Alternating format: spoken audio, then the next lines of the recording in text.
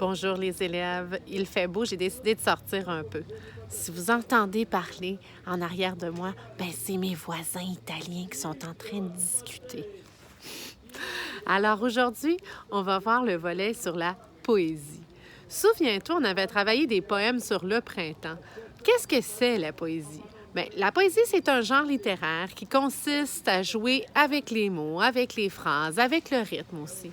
Le poète, il utilise le langage poétique pour créer des émotions, des sensations chez son lecteur. Un poème, c'est un texte qui peut faire rire, qui peut aussi faire penser à des sentiments comme à l'amour, à l'amitié.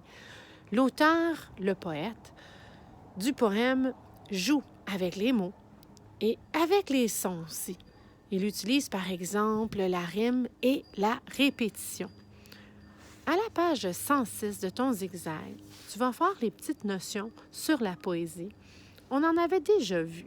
On va faire un survol et après, tu vas lire les poèmes et répondre à des questions. Donc, on a un exemple, le grand chapiteau.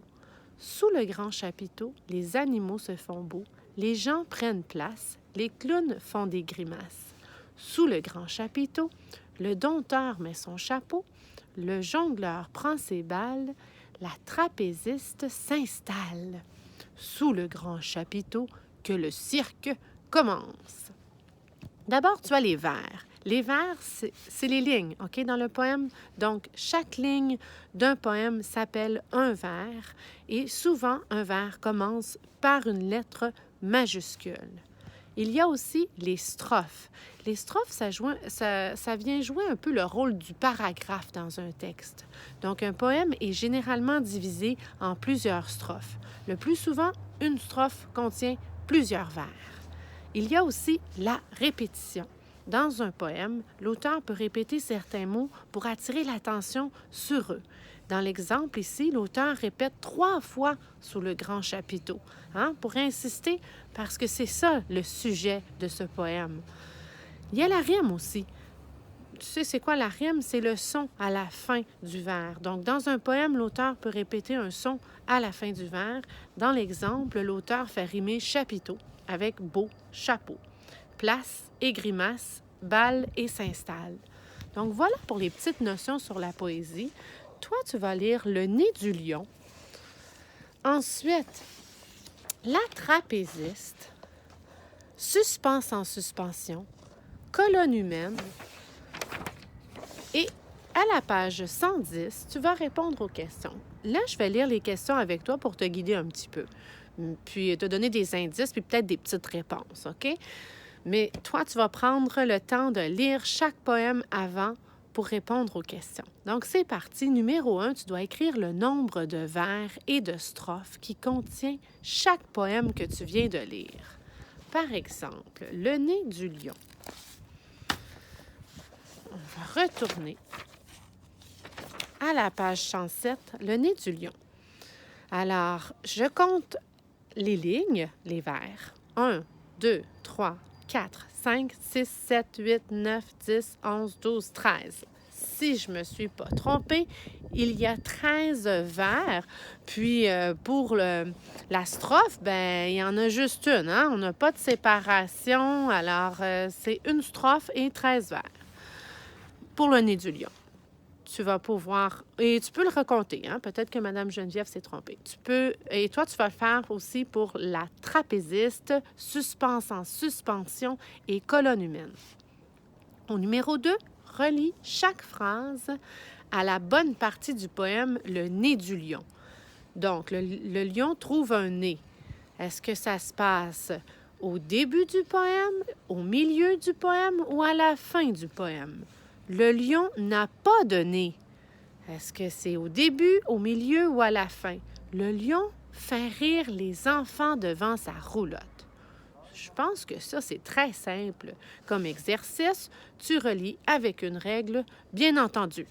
Numéro 3, dans le poème Le nez du lion encore, l'auteur répète 3 noms à 3 ou 4 reprises. Donc, un mot, un nom commun qu'il répète plusieurs fois, 3 à 4 fois.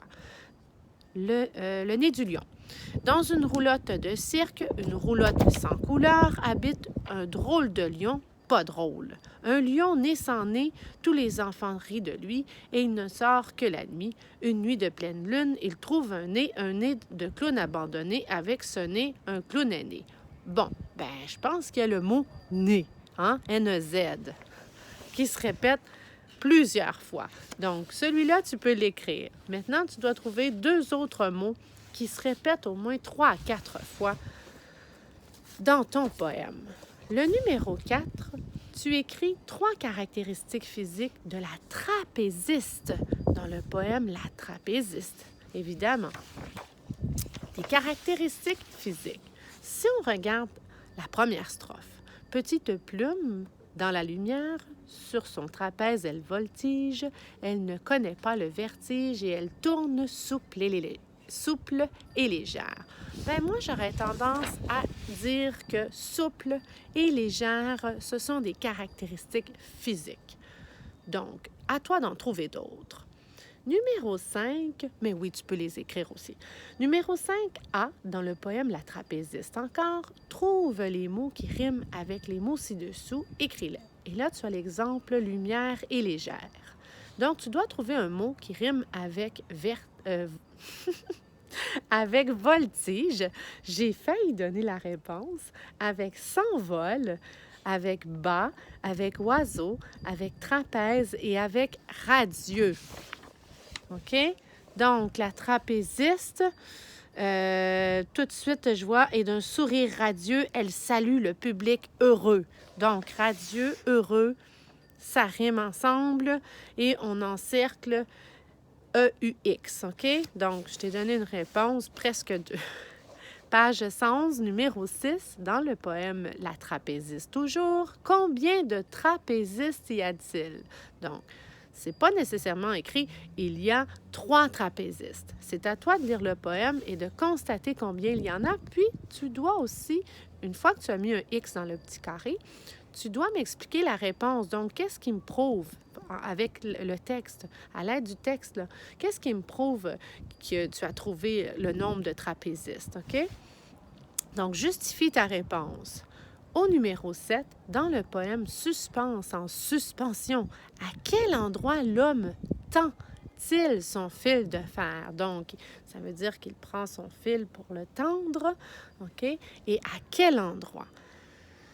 Et il y a des exemples de réponses. Hein? Tu peux écrire plus qu'une réponse. Et en B, où l'homme se trouve-t-il à la fin du poème? Je n'ai pas vraiment besoin de te donner des indices pour ça. C'est vraiment très simple. Il faut lire le poème. Numéro 8, dans le poème Suspense en suspension, toujours, par quel verbe peux-tu remplacer le verbe attendu? OK?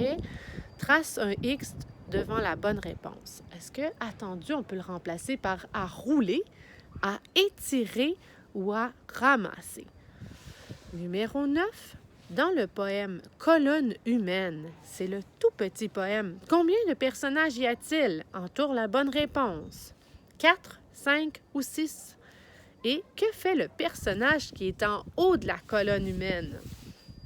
Encore une fois, il faut bien lire le poème. Pour trouver les réponses, c'est pas difficile. La réponse est vraiment dans ton poème. Il faut le lire. C'est un petit poème, hein? Celui du dessous. Du dessous, donc, j'imagine que c'est le premier, est carré comme tout. Au-dessus de lui, parce que c'est vraiment des hommes qui sont grimpés sur les épaules les uns des autres. Tu comprends? C'est ça, la colonne humaine. Alors, il y en a un au sommet. Qu'est-ce qu'il fait? Puis, tu me dis combien il y a pas de trapézistes, mais d'hommes forts, qu'on pourrait dire, OK? Pour faire la colonne humaine.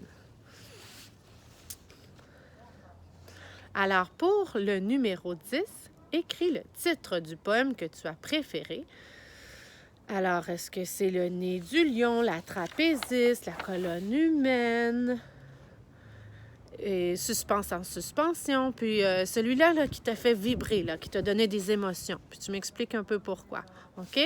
Donc, des questions toutes simples Euh, Moi, j'ai bien aimé la colonne humaine. Je sais pas, il est court. C'est des trapézistes, des hommes du cirque qui font...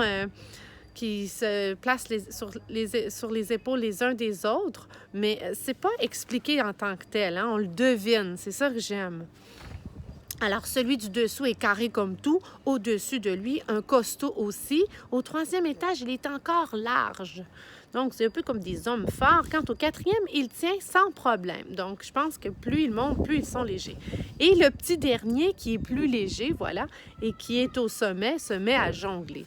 Bon, alors voilà pour le volet poésie.